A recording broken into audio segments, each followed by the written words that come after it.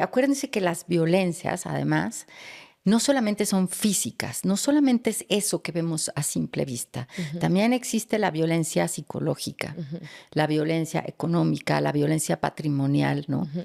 ¿Cuántas mujeres tienen realmente acceso al dinero que producen o al dinero que se produce en la familia y qué tanto lo sienten realmente propio o solamente un regalo o que su pareja es buena onda y les permite usar el dinero que él produce, pero nada tiene que ver con ellas, ¿no? Si hablas de miedo y si no abrazas el miedo, estás minimizando su polo opuesto, que es la valentía de hacer algo a pesar de que sientes miedo.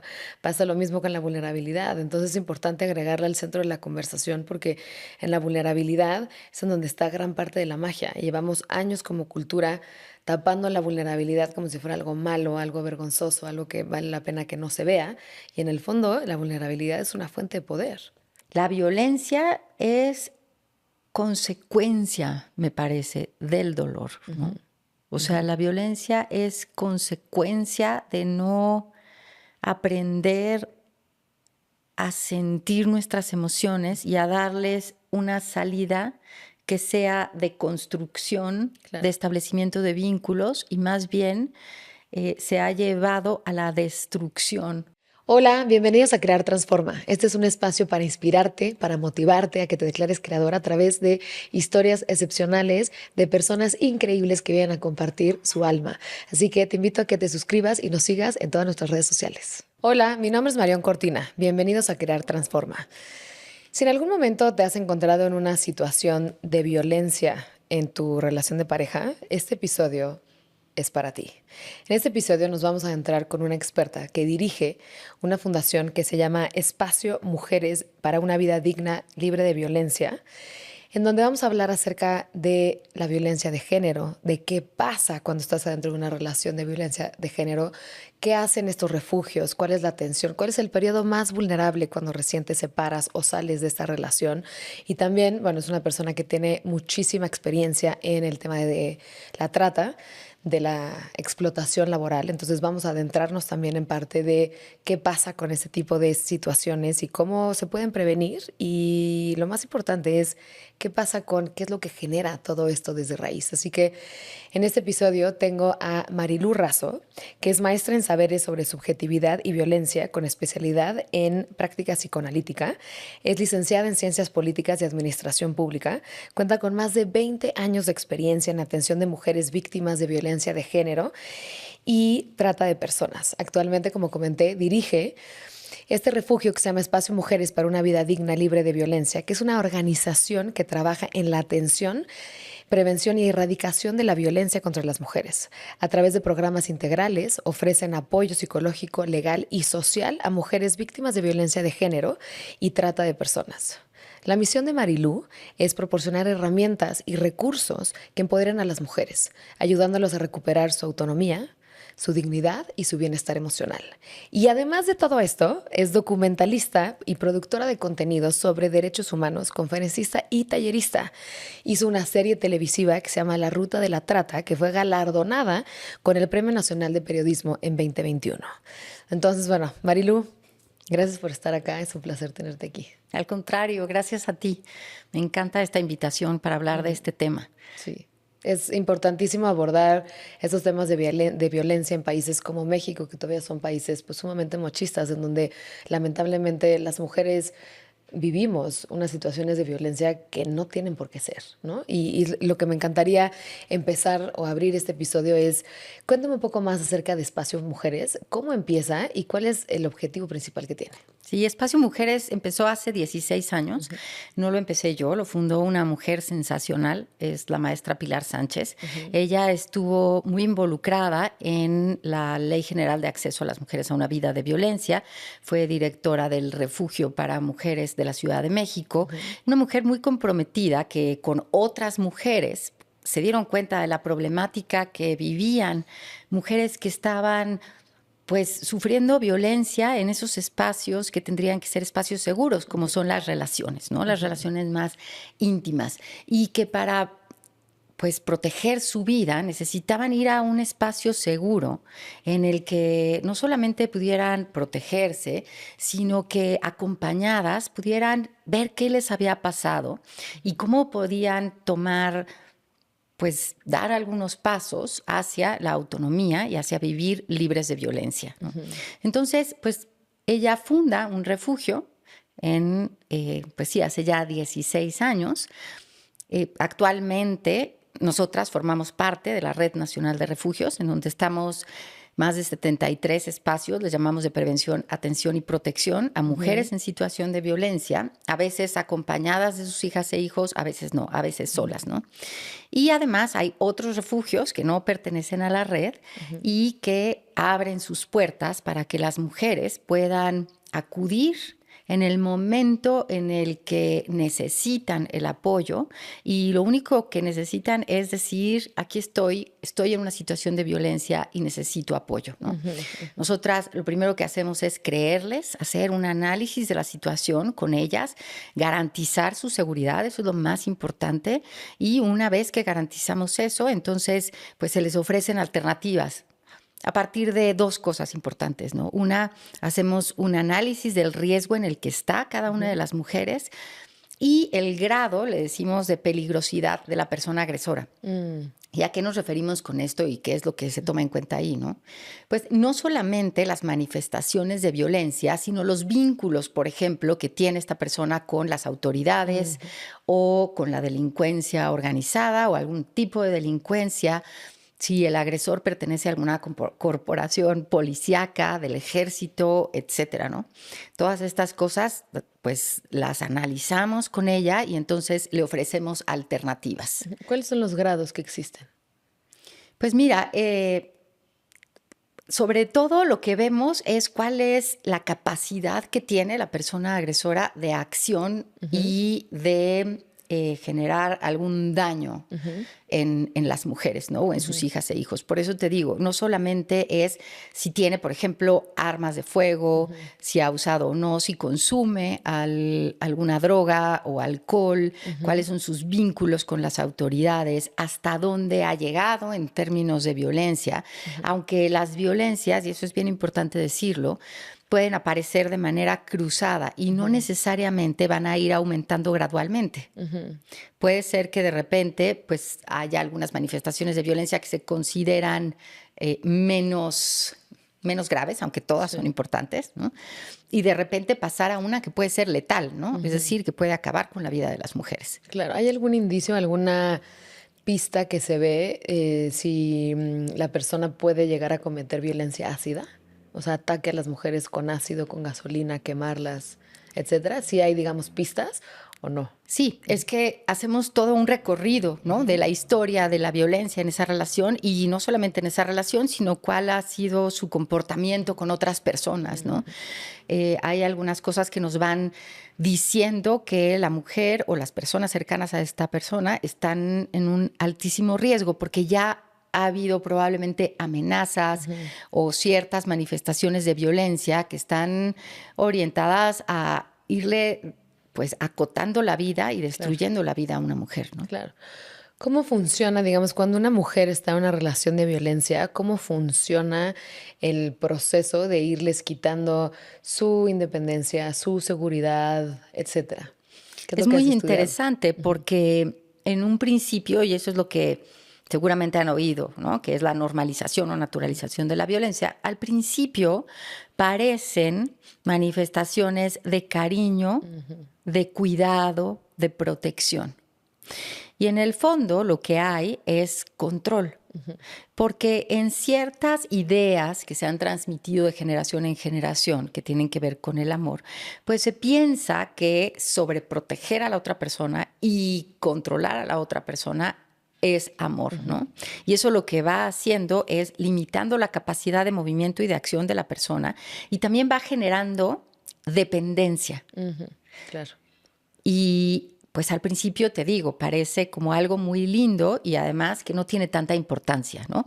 O sea, hemos aprendido a justificar y a minimizar muchas cosas porque, bueno, no hay nadie perfecto, hay que aguantar un poco, y con paciencia, pues esta persona va a dejar de ser así, ¿no? Porque Claro. con mi inmenso amor voy a lograr cambiar que sea tan enojón, ¿no? O que explote cuando se enoje, cuando se enoja, o cosas de ese estilo, ¿no? Entonces al principio parece que no son graves, parece que solamente son algunos detalles, pero de pronto, cuando es violencia, esto se va repitiendo, cada vez se hace más presente y de repente te das cuenta que estás en una situación de la que es muy difícil salir. Y Claro. muchas veces es difícil salir porque piensas que el amor todo lo puede y Mm, todo lo aguanta.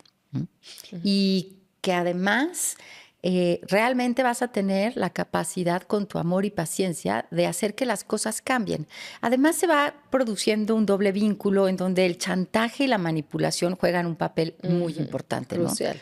Exactamente. Por eso también, obviamente, siguen ahí en una situación que saben que no les hace bien, pero también esa manipulación también está ahí para satisfacer diferentes carencias, ¿no? El otro día estaba leyendo un artículo de la Universidad de Rotterdam que hablaba que estaban estudiando la relación entre las mujeres que tenían papás ausentes, papás no presentes, ya sea o que estaban vivos pero no estaban presentes emocionalmente ni haciendo sus labores de papás, papás que no estuvieron, que se murieron cuando eran chicas, etcétera. Digamos que estaba esta ausencia de papás, de hombres, ¿no? Y entonces en el momento que entraba una relación donde justo entraba una relación de mucho control, de mucha sobreprotección, ellas eventualmente decían, no, pues aquí es la gloria, o sea, nunca tuve este cuidado, nunca tuve esta atención, nunca tuve nada de esto, pues aquí, o sea, ahora sí que encontré el diamante más puro. Y poco a poco esa relación, por obviamente el control, la sobreprotección, todo eso se empezaron a tornar en relaciones sumamente violentas. Entonces había mucha relación que habían mujeres que terminaban en relaciones violentas cuando tenían una ausencia de papá.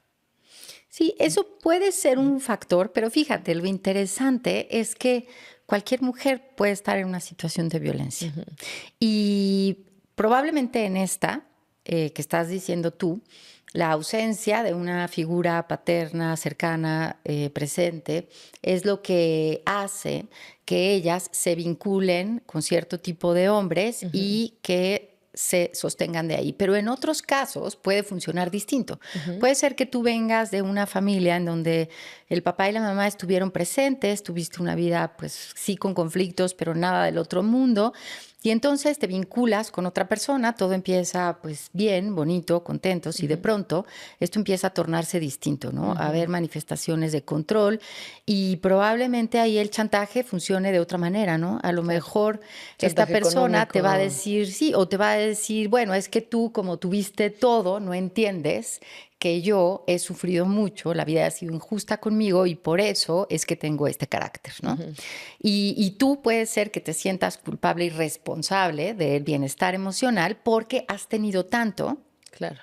que entonces, pues, ¿cómo no vas a sacrificarte? Aunque es una palabra que la oímos ahora y pensamos, no, el sacrificio ya no está en nuestras vidas, ¿no? Lo que pasa es que ahora tal vez tiene otras manifestaciones, ¿no? O sea, otras Ujú. expresiones, pero es sacrificio, es cuando piensas en el bienestar de la otra Sí. persona por encima de tu propio bienestar, ¿no? Eso Ujú. es distinto a servir, a colaborar, a que haya como colaboración mutua, apoyo mutuo, a cuando dejas que tu bienestar se limite, desaparezca, te apachurren, Ujú. con tal de que la otra persona no se enoje, no se entristezca, logre lo que quiere, esté satisfecha, etcétera, etcétera, etcétera. Entonces, creo que aquí lo interesante es ver cuáles son en cada relación esos Sí. mecanismos y qué creencias están detrás de Ujú. esas acciones que nos hacen, por un lado, minimizar las violencias, justificarlas en un primer momento o pensar que son actos de amor. Y la persona que está ejerciendo violencia también puede hacer estos análisis y estas reflexiones, ¿no?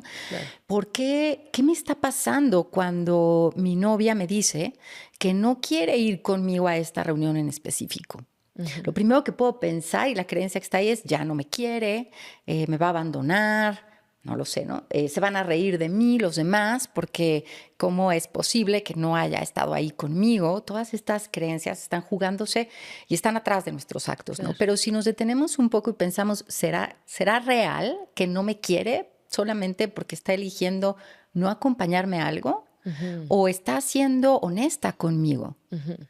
Y podemos establecer una relación desde la honestidad, ¿no? Claro. Y después, si me dejó de querer, si ya no quiere estar conmigo, pues está siendo honesta conmigo y es su derecho. Por más buena persona que sea yo, por mejor que haya hecho en esta relación, por más bonita que haya sido la relación a lo largo del tiempo, si se terminó, se terminó.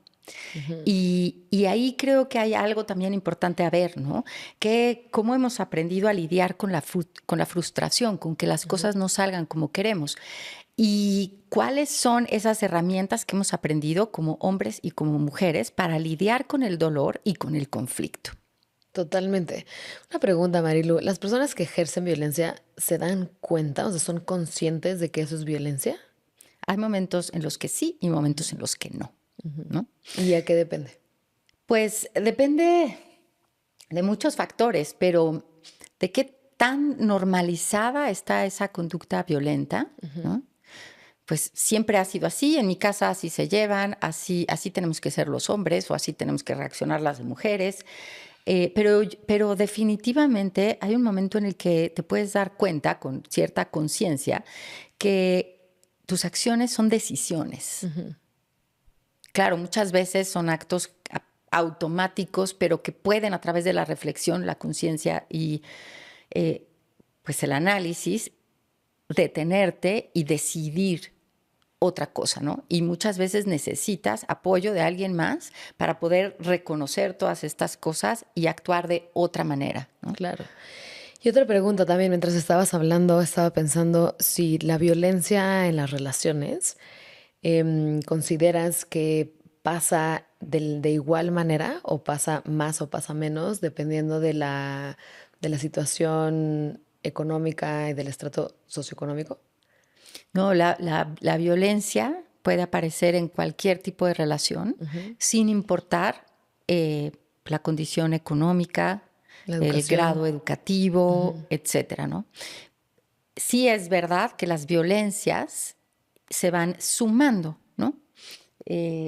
Por supuesto, la edad, la raza, la clase social, etcétera, una serie de factores que hacen que las violencias se vayan sumando, ¿no? Unas con otras. Y eso está relacionado a las oportunidades y al ejercicio o la garantía de los derechos, ¿no? Sí. El derecho a la educación, a la salud, etcétera. Pero una mujer que ha tenido oportunidad de estudio, de viaje, económicas, puede ser que esté viviendo violencia y le cueste mucho trabajo reconocer que está viviendo violencia, ¿no? Acuérdense que las violencias, además, no solamente son físicas, no solamente es eso que vemos a simple vista, también existe la violencia psicológica, la violencia económica, la violencia patrimonial, ¿no?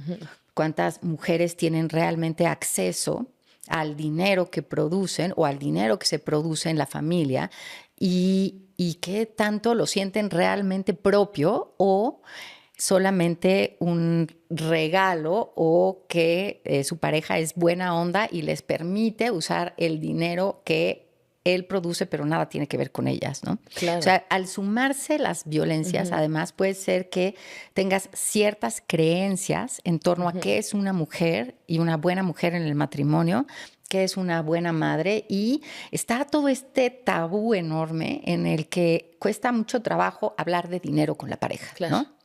Es como si esa conversación, pero en general con el dinero, ¿no? En la En cultura general. meten mucho como, no, es de mala educación hablar de dinero, no hables de dinero. Oye, es de las temáticas más importantes para hablar con la pareja, para hablar, no, o sea, estamos todo el tiempo en contacto con temas de dinero. ¿Por qué hacerlo un tabú?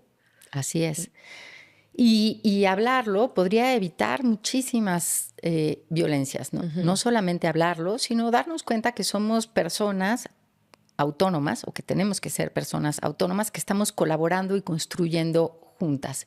Y que el trabajo que hace uno y el trabajo que hace la otra, sea cual sea la división que quieran tener en ese acuerdo, es valioso, ¿no?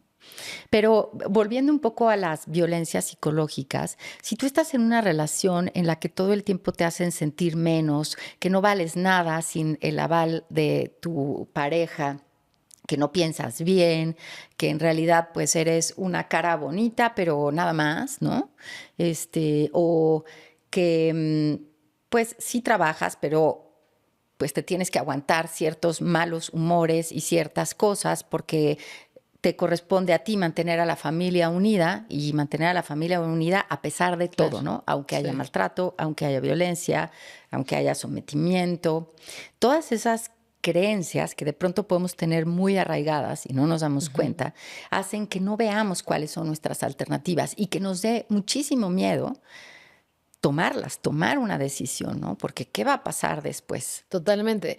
Me gustaría irme un poco a preguntarte un poco acerca de la raíz. ¿Qué es lo que está generando tanta violencia? ¿De dónde crees tú que sale todo esto? Pues mira, la raíz de la violencia no es una, son muchas.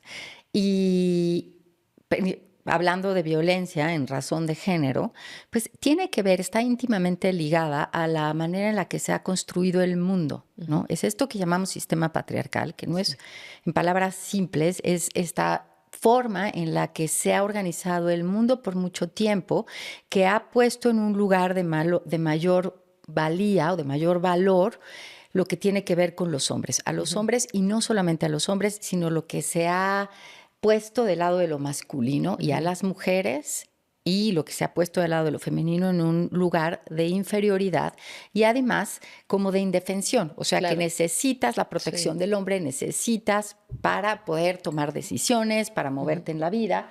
Y no solo eso, así como te decía, se han organizado las instituciones, desde la familia hasta la escuela, los trabajos, etcétera.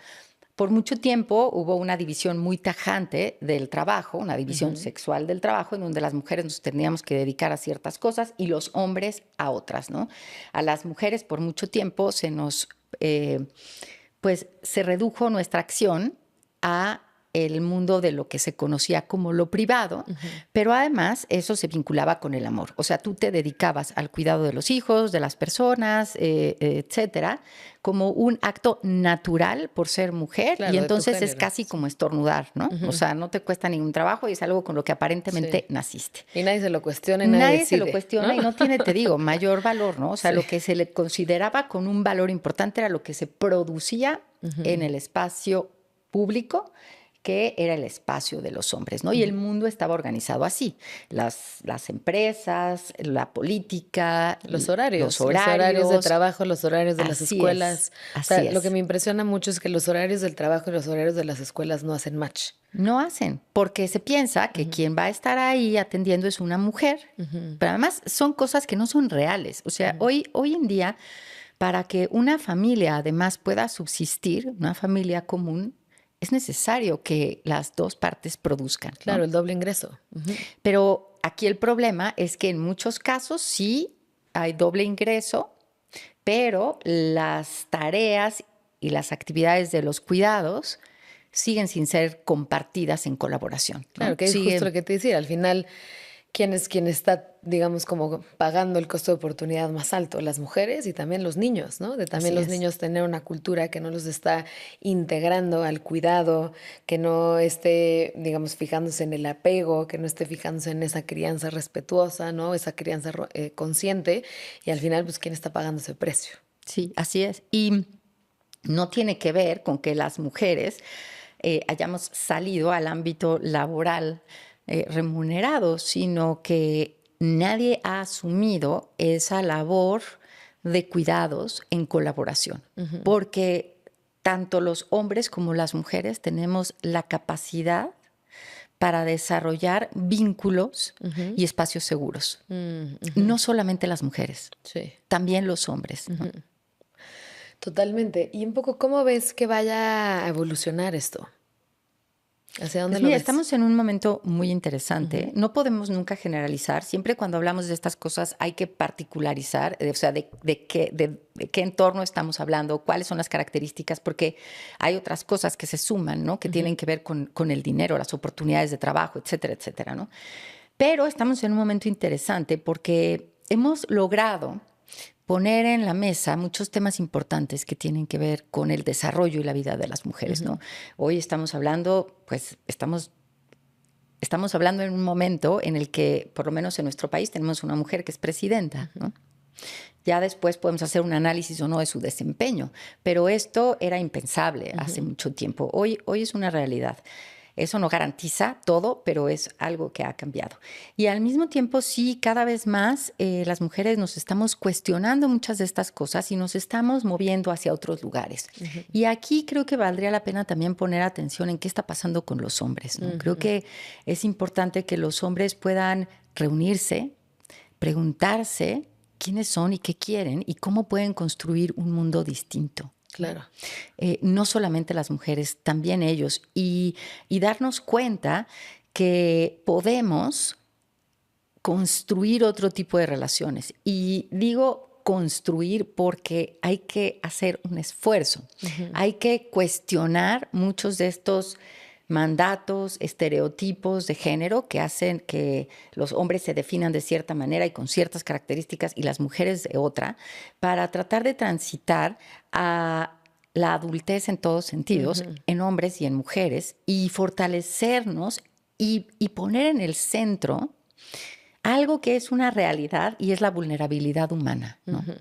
Por eso ahora desde algunas posturas feministas se habla de la ternura radical, que es un concepto que a mí me tiene fascinada porque pone en el centro la vulnerabilidad como una potencia. Totalmente. Además, cuando pones la vulnerabilidad, es cuando la ves, también estás integrando su polo opuesto, ¿no? Por ejemplo, si hablas de miedo y si no abrazas el miedo, estás minimizando su polo opuesto, que es la valentía de hacer algo a pesar de que sientes miedo. Pasa lo mismo con la vulnerabilidad. Entonces es importante agregarla al centro de la conversación porque en la vulnerabilidad es en donde está gran parte de la magia. Y llevamos años como cultura tapando la vulnerabilidad como si fuera algo malo, algo vergonzoso, algo que vale la pena que no se vea. Y en el fondo, la vulnerabilidad es una fuente de poder. Así es, así es. Y eso es importantísimo, ¿no? Si logramos poner eso en el centro y darnos cuenta que todas las personas somos vulnerables y que tenemos esa capacidad de transformar en potencia todas estas emociones que sentimos en lugar de acallarlas y que exploten de otra manera, pues podemos transitar a relaciones distintas. Pero en todo esto es importante darnos cuenta que hay por lo menos dos dimensiones, ¿no? Una que tiene que ver con lo singular, que tiene que ver con las relaciones interpersonales y otra que tiene que ver con eso que llamamos estructura, que es esa forma en la que nos organizamos, ¿no? Y eso pues hay muchos ámbitos y muchas esferas, ¿no? Cómo se están organizando los tiempos en las escuelas y en los espacios de trabajo, ¿no? No basta con que las mujeres podamos acceder a ciertos puestos de trabajo si no tenemos en el fondo el mismo trato, las mismas oportunidades que los hombres, ¿no? Claro, el mismo soporte. El mismo soporte. Y por eso hay que hacer cambios estructurales en todos niveles. Claro. Veía un artículo de Scott Galloway que hablaba acerca de cómo cambia, o sea, quién está mejor, además con un análisis, cuando la mujer tiene pareja o está sola y el hombre tiene pareja y está solo. Entonces, en la data arrojaba que cuando la mujer tenía pareja, tenía un nivel de satisfacción de un 73%. Cuando la mujer estaba soltera, tenía un nivel de satisfacción de 71%, o sea, solo variaba 2%. Cuando el hombre tenía pareja, su nivel de satisfacción era del 91%. Y cuando el hombre no tenía pareja, su nivel de satisfacción bajaba al 69%. Entonces decía que los hombres tenían esa, digamos, esa diferencia muchísimo más marcada y planteaba varios cuestionamientos. Uno que planteaba era si en la relación el soporte que se da en la casa era equitativo o no. Entonces decía, pues el hombre va a estar más contento porque tiene quizás su pareja que está ayudando con labores del hogar, con la comida, que haya comida rica, calentita, que haya súper, todo ese tipo de cosas, ¿no? Y que la mujer con pareja o sin pareja, pues realmente variaba un 2%. Se me hizo muy interesante esa data porque también planteaba que parte de los grupos que más vulnerables están, o el segmento que más está cometiendo suicidios en el mundo, están siendo los hombres jóvenes. Y justo porque los hombres jóvenes, según su análisis, no estaban teniendo estos espacios de conexión, de hermandad y mucho de abrir emociones como dolor y enojo, que en varias de la literatura también el dolor y el enojo es parte también de lo que está causando violencia de género. Totalmente. Más estás tocando un punto fundamental. Fíjate cómo todo esto que llamamos estereotipos y mandatos de género, que le impone a los hombres cierta forma de ser en la que tienen que huirle y tapar la tristeza y el miedo y luego aprenden a transformarlo en enojo, ¿no? Sí. Pero a callar eso no hace que desaparezca, ¿no? Y han aprendido a vincularse en muchos sentidos a través de la agresión, porque además eso les da un lugar de reconocimiento social Sí. o de no reconocimiento social. O sea, ¿qué pasa con todos los niños y todos los hombres que no responden a este ideal de masculinidad en donde tienes que ser de cierta manera, ¿no? Y además tener éxito económico y etcétera, etcétera, etcétera. Y donde no puedes mostrar tu vulnerabilidad y donde has aprendido a lidiar con los conflictos, que los conflictos es parte de la vida, a través de la violencia, ¿no? Sí. ¿Qué pasa con eso? Por eso los índices de asesinato y de homicidios, en primer lugar, es de hombres a hombres, después de hombres a mujeres y después vienen todos los demás, ¿no? Qué locura. Entonces, al final, digamos que estas muertes, o sea, cierta responsabilidad es el machismo. Así es, así es. Gran parte de la responsabilidad es del machismo, porque además el machismo en sus diversas manifestaciones se ha ido enriqueciendo con gran parte de los valores del capitalismo y la productividad.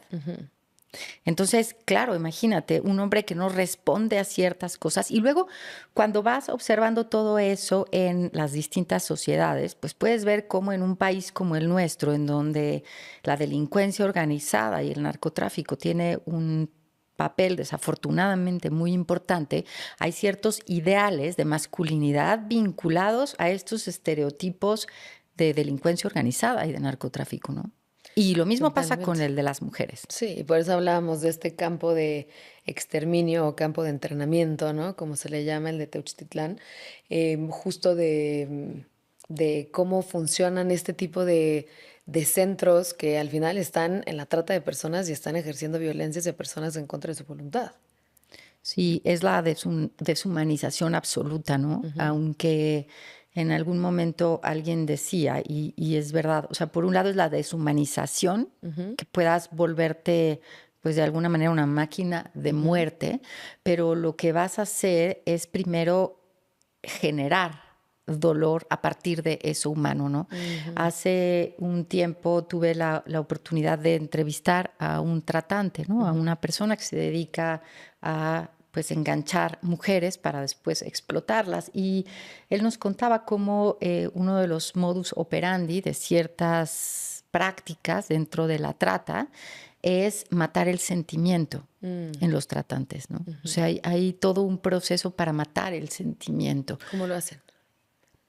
Pues son distintas experiencias que los van llevando al límite, al límite, al límite y se van dando cuenta que son capaces, ¿no? De hacer ciertas cosas y el cuerpo humano además es muy sabio.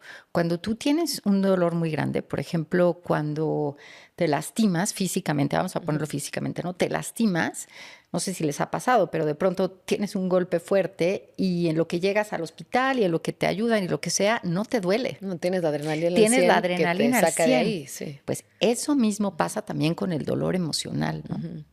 Y llega un momento en que nos vamos desconectando, hay esta escisión en el cuerpo y en la mente y te vas separando del dolor y vas acallando todo lo que sientes. El problema es que cuando tú vas cerrando esa posibilidad de sentir, dejas de sentirlo todo, ¿no? Claro, lo bueno y lo Lo malo, bueno y lo todo. malo. Eventualmente te empiezas a desconectar de ese sentir, ¿no? Justo tuvimos aquí en el podcast a la doctora Fey Ostrowski, que es directora del Laboratorio de Neuropsicología de la UNAM, y estaba hablando justo acerca de la violencia, de ella estudia asesinos seriales, ¿no? Y encontraba que la mayoría de los casos, excepto uno, que fue el caníbal de Atizapán, que nació con psicopatía, se convirtieron psicópatas por un poco su lugar de origen, en donde llegaban a sentir tal nivel de dolor que apagaron esa parte del cerebro, donde ya ahorita si mataban gente, si la descuartizaban, si la quemaban, etcétera, no se les prendía absolutamente ninguna parte de dolor del cerebro, porque toda esa área estaba completamente apagada, insensibilizada por completo. Entonces está el nivel de dolor que tu cuerpo está haciendo un mecanismo de Así es, de defensa defensa. de poderse proteger, Ujú, ¿no? ujú.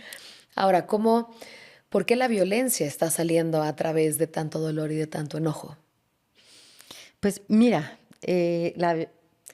la violencia es consecuencia, me parece, del dolor, ¿no? O sea, la violencia es consecuencia de no aprender a sentir nuestras emociones y a darles una salida que sea de construcción, Claro. de establecimiento de vínculos y más bien se ha llevado a la destrucción, ¿no? O sea, de alguna manera este dolor que siento dentro lo pongo fuera y pienso que al callarlo fuera, al eliminarlo fuera, va A a desaparecer. solucionar adentro. La realidad es que no es así. El dolor se va haciendo cada vez más grande, ¿no?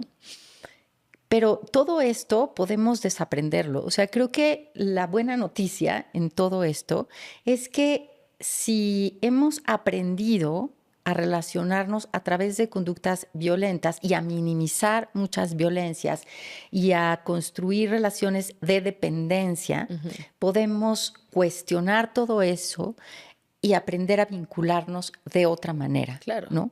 Que yo creo que eso es importante verlo hacia el futuro. Totalmente, porque al final creo que la ruta está bastante clara en el sentido de, primero, autoconocimiento, ¿no? Segundo, poder adentrarte en tu mundo interior, de poder canalizar esas emociones incómodas, por así llamarlas, para no llamarlas negativas, ¿no? Sí. Esas emociones que pues, no nos gusta sentir tanto, el dolor, el enojo, etcétera, poderlas canalizar hacia un lado mucho más positivo para que eventualmente esa carga emocional necesita salir.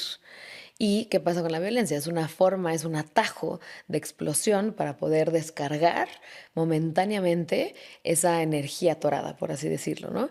Y un poco, digamos, hacia dónde nos tenemos que estar enfocando para la construcción de un país con muchísimo menos violencia de género. ¿En dónde tenemos que estar poniendo atención? Pues mira, creo que habría que pensar en distintas áreas, ¿no? En distintos niveles. Pero uno es nombrarlo. O sea, analizar cómo nos estamos relacionando y nombrar, decir, esto es violencia. ¿Y por qué es violencia? Y aquí quiero traer una definición que a mí me ayuda mucho, ¿no? Y la violencia es cualquier cosa que hacemos o dejamos de hacer en donde hay una relación de poder y en donde hay acciones o omisiones que lastiman no solamente la integridad de la persona, sino su calidad de vida. Claro. ¿Y por qué es importante eso? Porque si una niña o un niño no tienen acceso a la educación, eso lastima su calidad de vida. Y si una niña no tiene acceso a la educación porque tiene que quedarse a cuidar a sus hermanitos y hermanitas, ahí hay algo que no está bien y está generando violencia, ¿no?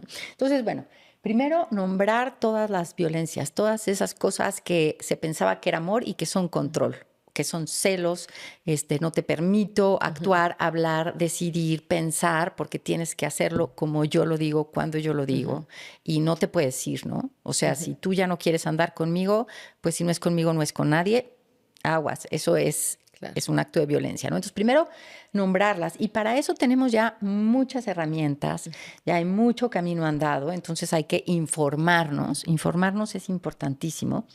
Y cuestionar, pensar cuáles son los efectos, cuáles son primero esos mandatos, estereotipos, roles de género y cuáles son los efectos que han tenido en la vida. Y cuestionarlos para pensar de otra manera, ¿no? Y aprender a que cada persona es capaz de hacerse responsable de sus emociones, que necesitamos espacios de escucha, que podemos vulnerarnos, ¿no? Lo que decías hace rato, que eso es una potencia, que hay distintas formas de ser hombre, que hay distintas formas de ser mujer. Y eso en ciertos planos, ¿no? En ciertos ámbitos. Pero luego ver qué está pasando con la legislación. Y luego no solamente qué está pasando con la legislación, sino si se está cumpliendo o no. Y si no se está cumpliendo, ¿por qué no se está cumpliendo? Y luego ver cómo están organizadas nuestras instituciones, ¿no? Si los espacios de trabajo realmente responden a una sociedad en la que hombres y mujeres nos hacemos cargo de los cuidados de la casa y además de la producción y del espacio, el entorno de trabajo, ¿no? No nada más es abrirnos espacios, sino cómo está distribuido el trabajo, los horarios, las prestaciones, etcétera, ¿no? Luego, ¿cuáles son las oportunidades de educación para todas las personas? Si realmente hay acceso o no. El acceso a la salud, ¿cuáles son todos esos prejuicios que hacen que a una persona la trate de manera diferente a otra? Claro. Etcétera, etcétera, ¿no? Sí, hay muchísimo para estar cubriendo, pero al final ¿no crees que también nos pueda dar esa sensación como de, bueno, ¿por dónde empezar? Hay tantos frentes abiertos que ¿cuál abordas primero? Pues, ¿tú qué opinas? Yo a mí me parece que todas y todos podemos empezar por nuestra propia casa, Sí. que eso empieza con cada una de nosotras y cada uno de nosotros, haciendo un análisis de cómo estoy viviendo yo, qué pienso yo de las relaciones, qué pienso yo que es un hombre y una mujer y cómo tendría que vincularse. ¿Y de veras es así? ¿Qué provoca esto? ¿Esto de veras es amor o es lo que aprendí que era amor y en realidad no abre la posibilidad al libre desarrollo de las personas que están en una pareja, ¿no? Y luego hablar de temas, de todos los temas. Hablar de dinero, hablar de división de actividades, reconocer el valor de la actividad que hace la otra persona, si esta división nos está trayendo autonomía e independencia a ambas partes o la otra persona depende de mí. Y luego, ¿qué hago con la frustración y qué hago cuando se me rompe el corazón por cualquier cosa, ¿no? Lo que hago es hacerte responsable y mejor no te vayas para que no sienta feo o te digo gracias por el tiempo que estuvimos juntos, no me gusta esta decisión, siento feo, me siento muy triste y ahora voy a ver qué voy a hacer con esta tristeza, ¿no? Y si necesito pedir ayuda, pedirla. Claro. Y entonces ya puede ir creciendo, ¿no? Totalmente, porque además creo que un poco ese camino te va llevando de la mano a tener este autoconocimiento y esta responsabilidad de cuestionarnos las cosas. Si no nos estamos cuestionando las cosas, eventualmente nos vamos a adoptar que así son las cosas porque así nos tocó o así es la cultura y nos estamos comprando un sistema que ni siquiera diseñamos nosotros, que por generaciones y generaciones es porque algún dude, algún cuate, ¿no? Eventualmente puso que así debería ser la cultura y de ahí estamos generaciones y generaciones repitiendo eso. Entonces, para generar los verdaderos cambios empieza por ciertos cuestionamientos. ¿Cómo nos podemos cuestionar? Sí, ¿cómo nos podemos cuestionar y qué podemos organizar distinto? Sí, totalmente. A mí lo que me encantaría preguntarte es acerca de un poco un detonador, bueno, tú me dirás si es un detonador o no, pero la violencia y el alcohol van muy de la mano, ¿no? Y está bastante documentado que, por ejemplo, cuando hay un partido de fútbol en México, las llamadas de ayuda por violencia de género aumentan, ¿no? ¿Cuál es la relación entre la violencia de género y el alcohol? El alcohol no provoca en sí mismo la violencia, pero sí la puede acelerar, ¿no? Y como dices tú, detonar. Una persona que no está en sus 5 sentidos, que está en un estado alterado, puede ser el alcohol o puede ser alguna droga, es capaz de hacer cosas que tal vez estando en los 5 sentidos no haría o no tan rápido, ¿no? Sin embargo, no la provoca. O sea, una persona agresiva es una persona agresiva, que puede detonarse de pronto por un factor como el alcohol. Pero además hay otra relación. El alcohol es una forma, se piensa que es una forma de diversión, ¿no? Pero no es nada más una forma de diversión, es una forma de evasión. Sí, de seda. Entonces, tú estás evadiendo lo que estás sintiendo o estás recurriendo al alcohol para ser valiente, para atreverte a ciertas cosas, ¿no? Entonces, esto lo que nos está mostrando es una desconexión con lo que estás sintiendo. Claro. ¿Tú crees que debería de existir una pena adicional por violencia de género con alcohol?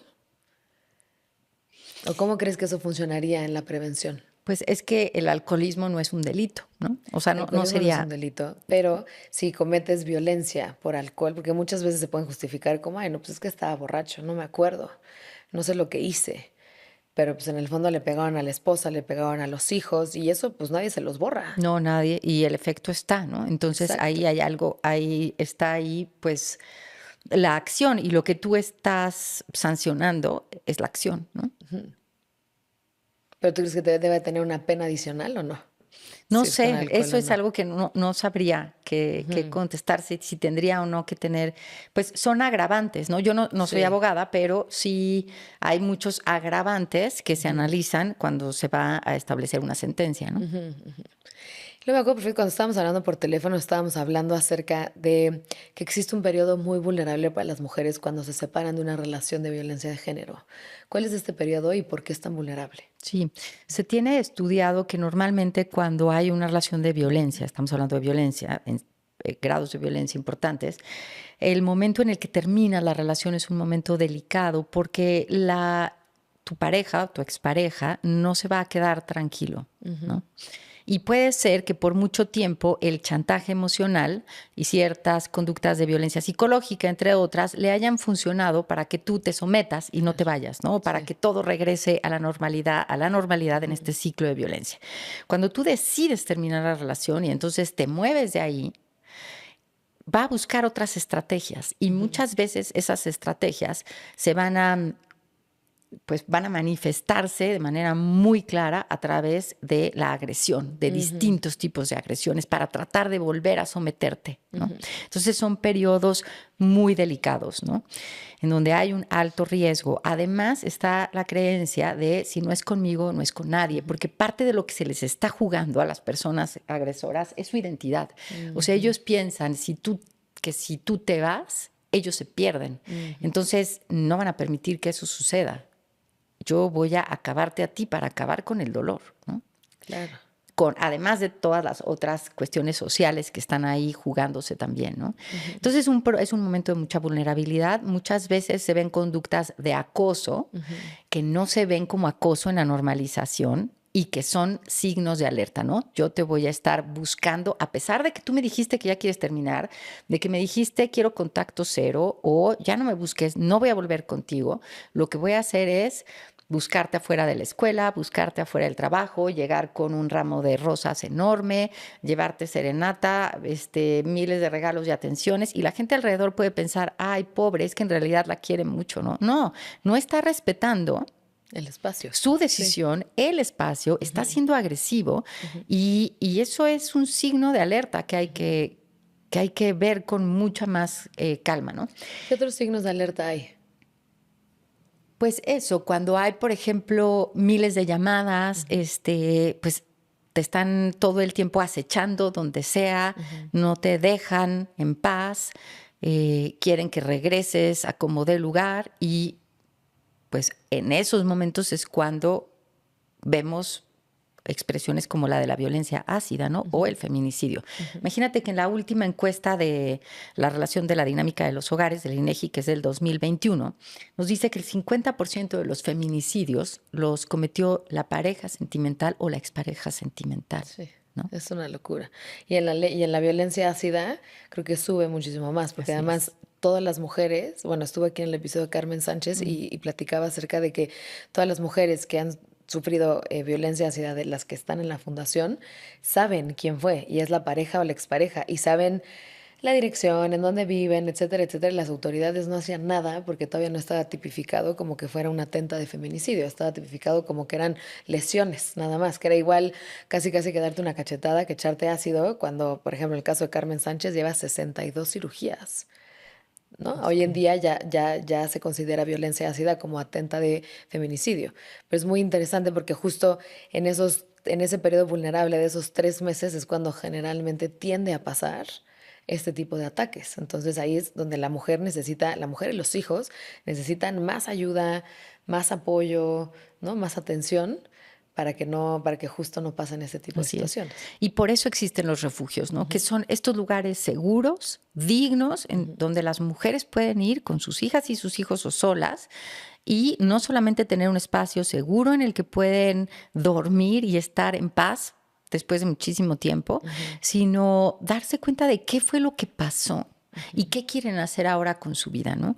Y están ahí acompañadas de psicólogas infantiles, trabajadoras sociales, abogadas, doctoras, nutriólogas, maestras, porque bueno, muchas mujeres piensan, no me quiero ir porque uno, ¿a dónde voy a ir, no? Bueno, pueden ir a estos lugares que son gratuitos, piensan, ¿qué va a pasar con mis hijos? ¿Van a perder el ciclo escolar? Bueno, tenemos maestras, nos ponemos en contacto con las escuelas para que no pierdan el ciclo escolar y puedan continuar estando en refugio.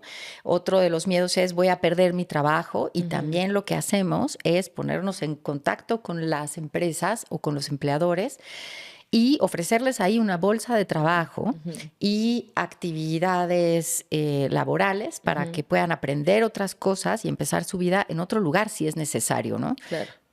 Desde la parte emocional, ¿qué son las cosas que consideran más importantes a trabajar cuando una mujer se sale de una relación de violencia de género? Que vuelva a confiar en sí misma. O sea, donde está más roto es ahí, en la La confianza confianza. en sí misma. La confianza. Y porque todo el tiempo te están diciendo que no sabes, que no piensas vales. bien, que no vales, etcétera, ¿no? Que no eres nadie sin esa persona. Que no eres nadie sin esa persona, que no puedes. Que al final lo siento un poco como un espejo de lo que está sintiendo esa persona, ¿no? Es una persona que te está diciendo no vales nada sin mí, en el fondo lo que está sintiendo es No que él no valgo vale nada nada sin sin ti, ¿no? Es literal un simple espejo, tal cual. Sí. Por eso hay mucho dolor en ambas partes, ¿no? Eso no quiere decir que nos hagamos responsables del dolor de nuestra pareja. Podemos acompañarlo y esa persona tendrá que hacer su trabajo para cambiarlo, pero no. Y bueno, pues la confianza y que puedan reconocer que es su derecho vivir bien. Que tienen derecho a sonreír, a vivir plenamente, a elegir cómo se quieren vestir, con quién quieren hablar, qué quieren hacer, a dónde quieren ir. Sí, que son autónomas. Es su derecho, ¿no? Que no tienen que estar dependiendo de alguien que les diga si está bien o está mal vestirse de tal o cual forma, ¿no? Y justo ahí va mi siguiente pregunta. ¿Cuáles son, digamos, las cosas más importantes en donde puede empezar a trabajar una mujer cuando recién se sale de la violencia de género? Por ejemplo, es irse a un refugio, es tener un espacio seguro, es asegurar un tema económico. O sea, ¿por dónde abordarías esa temática? Son muchas cosas, ¿no? Por supuesto, el trabajo interno a través de una terapia es importante, y luego ir dando pasos y tomando decisiones hacia la construcción de tu autonomía, ¿no? Y hacia la construcción de tu independencia, que te des cuenta que puedes trabajar y obtener el dinero que vale tu trabajo, que puedes sostenerte, que hay redes de apoyo, que hay otras mujeres, que hay programas del gobierno que te pueden acompañar y fortalecer para tomar decisiones.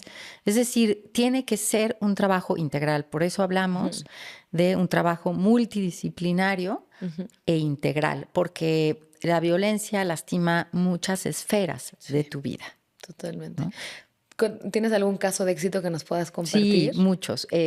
Las mujeres que han estado en nuestra organización y en otras organizaciones, pues pueden reconocer eso, su valor, su valía, y que son sujetas de derechos, ¿no? Entonces te voy a contar algunos.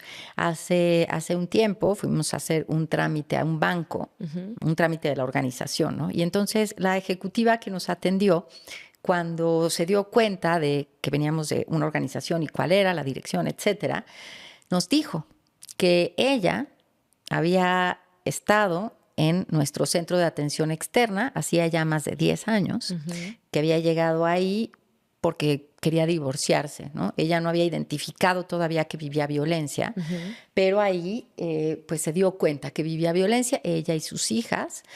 No era una situación de alto riesgo, entonces no entró a refugio, pero tuvo la atención gratuita, psicológica para ella, para sus hijas, la asesoría jurídica, pudo divorciarse.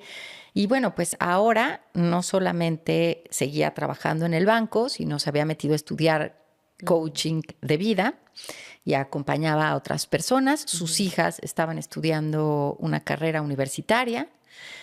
Y pues bueno, había logrado romper ese vínculo de violencia en el que estaba no solamente ella, sino también sus hijas, porque los niños y las niñas son víctimas directas de la violencia familiar, y había podido hacer su vida de otra manera, ¿no? En el mismo mundo en el que estamos. Hay muchas otras cosas que hay que cambiar, pero había podido salir de ese círculo que parecía tan difícil y ahora estaba en otro momento de su vida, ¿no?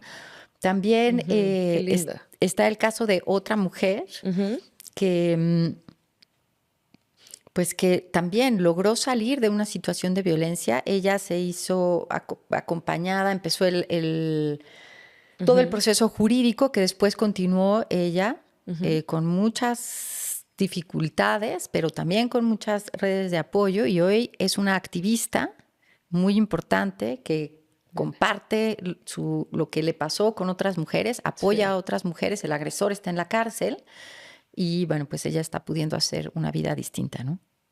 Claro, que al final son diferentes realidades y cuando realmente sanan de raíz, eventualmente también les permite, cuando salen y regresan al mundo, no seleccionar o no volver a caer en una relación de violencia, porque ya saben identificarla, ya saben cómo es vivir libre de violencia y entonces hace que de verdad se rompa el patrón, ¿no? Porque hay muchas veces que, ¿no? Hay bastante documentación de cuando tienes un papá violento, una familia violenta, eventualmente terminas con una pareja violenta, lo cortas con esa pareja violenta y regresas con otro violento y sucesivamente, hasta que no llegas al problema de raíz de poder manejar tus emociones y saber y hacerte responsable de que existe otra realidad para ti y para tus hijos y de que sí se puede, ¿no? De que sales adelante. Sí, y que puedes darte cuenta de cosas que son violencia que antes pensabas que no eran violencia. O sea, esto, imagínate que en esta misma encuesta que te digo, más de 30 y salió que de un grupo de mujeres de 15 años en adelante, más de 35 millones de mujeres dijeron haber vivido al menos un evento de violencia en la vida.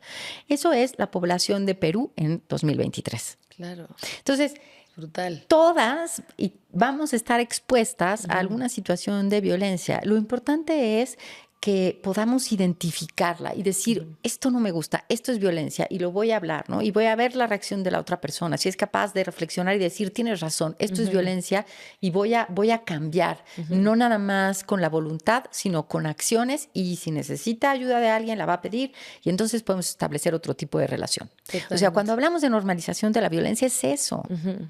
Es que convivimos todo el tiempo con violencia en razón de género, todo el tiempo. Lo interesante es si podemos identificar qué es violencia y luego cambiarla. Totalmente, y desde lo más sutil. Además, algo muy interesante que estábamos platicando antes del episodio es acerca del violentómetro, ¿no? De que no es lineal, no es como si vas del paso 1 al 2 al 3 y así, sino eventualmente puedes pasar del paso 5 al paso 10 en una discusión. Entonces, son ciertas banderas rojas que te están explicando, o sea, enseñando que en algún momento puedes terminar en una situación pues, mucho más grave, Sí. porque no es completamente lineal como aumenta, ¿no? Sí. Y también estamos platicando acerca del ciclo del abusador, ¿no? En el sentido de por qué se genera este ciclo donde pasa el episodio de violencia, luego obviamente es el, ay, no, perdón, luego es el todo lo contrario del consentimiento, del que, ¿no? Traen flores, etcétera, lo máximo, y luego se vuelve a repetir y se vuelve a repetir. Y por eso muchas veces es tan difícil para las mujeres salirse, porque es como si estuvieran viviendo, entre comillas, una dualidad, donde dicen, sí, sí tiene estos episodios, pero también tiene todos estos que son padrísimos, increíbles, y lo ven como si fuera este costo a pagar, ¿no? Por estar en esta relación, cuando al final es un ciclo de un abusador que está documentado y no es como si estuvieras viviendo con lo oscuro y lo luminoso de una persona, sino es este ciclo que va en infinito. Que va en infinito y que cada vez se va haciendo la violencia más severa, más los periodos de estar en paz son más chiquitos y los periodos de violencia son cada vez más grandes, ¿no? Y no es necesario vivir así, ¿no? Sí, no tendríamos por qué vivir así. ¿Qué podemos hacer la sociedad civil desde nuestras trincheras? No solo por la violencia de género, sino también por los refugios como el que diriges. Bueno, uno, informarse, saber qué es lo que hacemos, colaborar, o sea, los donativos y los apoyos son importantísimos porque eso permite que sigamos trabajando como lo hacemos hasta ahora todos los días del año, porque cuando una mujer logra salir de una situación de violencia, puede ser en cualquier momento, en cualquier hora del día, en día festivo o no festivo, ¿no? Por eso nosotras tenemos que tener las puertas abiertas todo el tiempo y tener personal capacitado, no solamente en sus áreas de conocimiento, como puede ser psicología, medicina, sino en violencia y en cómo se puede acompañar de manera profesional a una mujer que vive violencia, ¿no?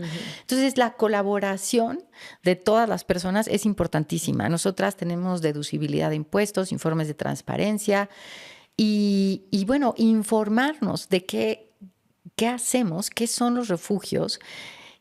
O sea, que sepan que es atención gratuita la que damos y saber más de estos temas para convertirnos nosotras y nosotros en refugio para otras personas, ¿no? Ujú, totalmente. Además, creo que es importante mencionar que es completamente gratuito donde te puedes quedar tú y tus hijos por 3 meses y luego además reciben un año completamente gratis de atención legal, psicológica, médica Sí, y alguna otra. sí, o sea, sí, la atención, toda la atención que tienen en su estancia en refugio es gratis y tenemos sí, atención Ujú, médica, nutrición, psicología, actividades recreativas, etcétera, ¿no? El periodo de estancia es más o menos de 3 meses, ujú, aunque quiero aclarar que depende de cada caso. O sea, si ujú, hay una mujer que tiene que quedarse más tiempo, se queda más tiempo. ujú, Si hay una mujer que se quiere ir antes, se va antes. Están ahí porque ujú. quieren y en el momento Sí. en el que deciden irse, se pueden ir. Y luego sí, tienen atención por un año más Ujú. psicológica, social y jurídica. Ok, ¿y en dónde están físicamente? ¿En dónde pueden llegar mujeres con ustedes? Pues mira, pueden buscarnos en nuestra página de internet que es Ujú, www.espaciomujeres.org. ujú, Ahí tenemos un número de contacto, ujú, tenemos un correo, ujú, pueden buscarnos ahí. La dirección de los refugios es confidencial, ujú, justamente por el alto riesgo ujú, en el que están las mujeres. Y pueden también buscar a la Red Nacional de Refugios. Ahí ujú, tiene también un número de contacto ujú. y un correo al que pueden acceder. Pueden hablar también al 911 y las van a dirigir a un espacio de atención. Ujú, Creo que lo importante es levantar la mano y decir necesito apoyo, ¿no? Y sí. también decir que si estás dudando, si piensas que estás en una relación de violencia, pero no estás segura, eso es motivo suficiente para que te puedas acercar a nosotras Ujú, y te informes, ¿no? ujú, No te vamos a obligar a nada, al contrario, vamos a seguir tu propio ritmo, respetando tus decisiones, pero acompañándote para que puedas tomar decisiones que te den tranquilidad, seguridad y certeza, ¿no? claro, claro, claro. ¿Cuál sería tu sueño guajiro con toda esta situación? Que los refugios, como lo dice también Wendy Figueroa, que es la directora de la Red Nacional de Refugios, que los refugios se transformaran en centros de empoderamiento, de Mm, disfrute y ujú, de crecimiento para las ujú, mujeres, ¿no? ujú. Que Que no no sea- tengan que ser un espacio en el que tienes que proteger tu vida porque está ujú, en riesgo, ¿no? Sino que sean espacios donde puedes aprender cosas con ujú, otras mujeres sí, para fortalecerte, para crecer, para construir juntas. ujú. Eso sería Para mi poner un mayor sueño, negocio, para ¿no? ser mejor Ajá. persona, lo que quieras, pero que sea estos espacios donde justo no estés buscando, ¿no? Cuidar tu vida a Sí. costa de cualquier Y que peligro. los hombres no tengan que recurrir a la violencia para Ujú, establecer vínculos, ¿no? Para ujú, solucionar conflictos, que los hombres puedan hablar de sus miedos, de sus vulnerabilidades, dedicarse a lo que quieran, que no tengan que ser este superhombre para ser aceptado en la sociedad y para ser reconocido, que, que, que podamos construir hombres y mujeres y todas las identidades en colaboración, ujú. utilizando nuestra creatividad y no la fuerza y la sumisión y la opresión para lograr lo que queremos. Claro, claro, claro. Hay muchas otras formas de vivir que primero te van a canalizar mucho mejor el dolor y segundo van a hacer que no sientas, o sea, que no estés generando y sintiendo tanto dolor, sino al revés, que lo estés liberando, Sí. ¿no? Liberando para siempre, no que regrese. Por último, ¿te gustaría compartir algo más con la audiencia el día de hoy? Algo que quieras compartir a las mujeres allá afuera que te están escuchando. Sí, yo les diría que tienen derecho a vivir libres de violencia y a disfrutar de la vida, a cuidarse, a aprender cosas, a relacionarse con diferentes personas, a tener relaciones amorosas de cuidado mutuo, que se puede vivir Ujú, así, ¿no? ujú, Y que pedir ayuda es un acto de mucho valor, de mucha valentía. Cuando pedimos ayuda no es porque seamos tontas o porque no podamos, sino porque estamos en una situación muy complicada y hablarla con otras personas y tejer redes ujú. es lo que nos ayuda a no solamente salir de ahí, sino a transformar nuestra vida en otra cosa, ¿no? Totalmente, totalmente. Me encanta eso, porque hay otras formas de poder vivir y no tenemos por qué aceptar la violencia como parte de nuestra vida simplemente por vivir en México, al revés. O Sí, sea, podemos construir un México libre de violencia. Y ahí es así donde está la es, chamba, ¿no? así es. Muchísimas gracias, Marilu, por compartir tu experiencia, por dirigir este espacio Bueno, este refugio, espacio mujer es tan lindo y tan necesario en México y por toda la labor que estás haciendo desde tu investigación, tu documentalismo, la verdad que es muy inspirador conocer mujeres como tú que están haciendo esta gran labor en México. Así que muchas gracias. ¿Dónde te pueden encontrar en redes sociales? Sí, @espacio mujeres y en Instagram y Ujú, también @marilurrazo con doble S. Si necesitan algo pueden escribirme en mensaje directo. A veces tardo en contestar, pero normalmente lo hacemos. ujú. Perfecto. Muchísimas gracias, Marilu. Antes de cerrar, me gustaría hacerte estas preguntas rápidas. La idea es que Ujú. contestes lo primero que te venga a la mente, ¿va? Para ti, ¿qué es crear? Vida, ¿Cuáles emociones vives mientras creas? pasión, ¿Qué alimenta tu alma? el contacto humano. ¿Uno de tus autores favoritos? Hélène Cixous es una autora francesa. ¿Uno de los mejores libros que has leído? Mm, Álbum de familia de Rosario Castellanos. ¿Un consejo para alguien buscando su fuego interno? El silencio y la soledad, ¿Uno de los problemas más urgentes para la humanidad? la escucha. O sea, que nos escuchemos en lugar de aislarnos. Si los seres humanos necesitáramos ponernos de acuerdo en una sola cosa para ser plenos, ¿cuál sería? El respeto. ¿Qué experiencia cambió tu vida? Eh, Ay, esa pregunta está muy difícil. No, no, no, no, no. Las sonrisas inesperadas de gente desconocida cuando estás en un momento difícil. Lindísimo. ¿Y cómo defiendes tu derecho a crear? Ay, ¿cómo defiendo mi derecho a crear? Ejerciéndolo, Haciéndolo, haciéndolo, sin pedir permiso. sin pedir permiso, haciéndolo. Sí. Me encanta, me encanta.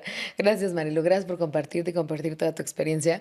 Gracias a ti que nos estuviste escuchando el día de hoy. Te invito a que nos sigas, a que te suscribas y a que nos dejes en los comentarios cualquier pregunta, cualquier duda o cualquier comentario que tengas, tanto para mí como para Marilu. Y muchísimas gracias por estar aquí. Yo soy Marion Cortina y esto fue Crear Transforma.